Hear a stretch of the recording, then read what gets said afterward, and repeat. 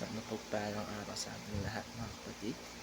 Ako muli si Adrian Fernandez ng Batch 3 at itong aking daily devotion. At ngayong araw ay pag-uusapan natin ay kung ano ang kahulugan ng Lord and Savior at o Evangelism. At ang ating Bible verse ngayong araw ay 2 Peter chapter 1 verse 11.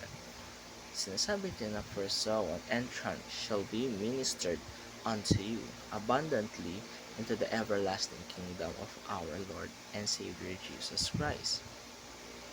Sinasabi dito ni Peter kung gaano kahalaga ang pagkilala natin kay Jesus, ilang bilang tagapagligtas natin, kundi bilang Lord din natin.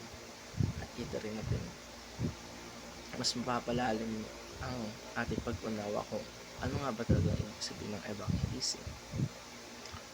Ang evangelism ay proclamation of the gospel to unbelievers. Galang ito sa Greek na word euangelizo, na ang ibig sabihin ay to announce good news. Hindi lang ito optional na gawain, ito ay isang masaya, makabuluhan at banal na tungkulin ng bawat mananampalataya. Ang layunin ng evangelism ay hindi lang para maligtas sa mga tao, kundi para ang buong mundo ay mapasailalim sa Lordship ni Kristo. At ang tatlong teaching naman natin ngayong araw patungkol sa evangelism ay una-una, it is incarnational, not merely intellectual. Hindi lang ito tungkol sa pag-memorize ng mga verses o pagbibigay ng mga theological facts.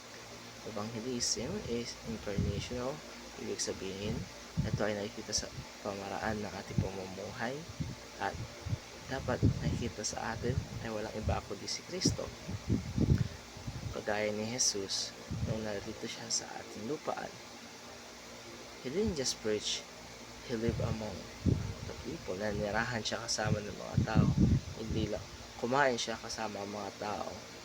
At sa panahon natin ngayon, tayo ang katawan ni Kristo. Kaya ang evangelism ay dapat pakita natin na si Kristo ang namumuno sa atin mula sa ating mga kilos, puso o pagmamahal at pag-asa at pang-araw-araw na buhay.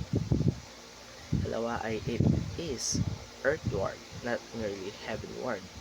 Minsan, ang tingin natin sa gospel ay ticket lang papuntang langit o isang paraan para mapunta sa langit. Pero ang tunay na evangelism ay may epekto dito sa lupa. Dapat binabago nito ang ating pamilya, komunidad, trabaho at lipunan. Ang kaharian ng Diyos ay hindi lang naghihintay sa langit. Dapat nararamdaman na ito sa paligid natin ngayon. Kaya kung mag-evangelize tayo, dapat handa rin tayo maging kasangkapan ng ating Panginoon sa pagbabago dito sa ating mundo. Ikatatlo ay, it is about Lordship, not merely salvation. Ito ay isa sa pinaka-importante dahil marami tayong gustong tatanggapin si Jesus bilang tagapagligtas, yung magpapatawad ng kasalanan at magbibigay ng bagong buhay. Pero hindi lahat handang kilalanin siya bilang Panginoon, maging masunurin sa lahat ng bahagi ng buhay nila at isentro si Kristo. Evangelism ay hindi lang about sa pagliligtas ng mga kaluluwa. Ito ay pag-announce na si Jesus ang ating King sa lahat ng ating mga relasyon, sa ating career, sa ating mga finances at sa lahat ng bagay. At para naman sa ating application ngayong araw ay una-una, liberty of the gospel of Christ. Kaya bago natin pangaral ang gospel ng ating Panginoon, siguraduhin natin na mamuhay tayo ng naayon dito. Dapat ang lifestyle natin ang nagsasalita para sa atin.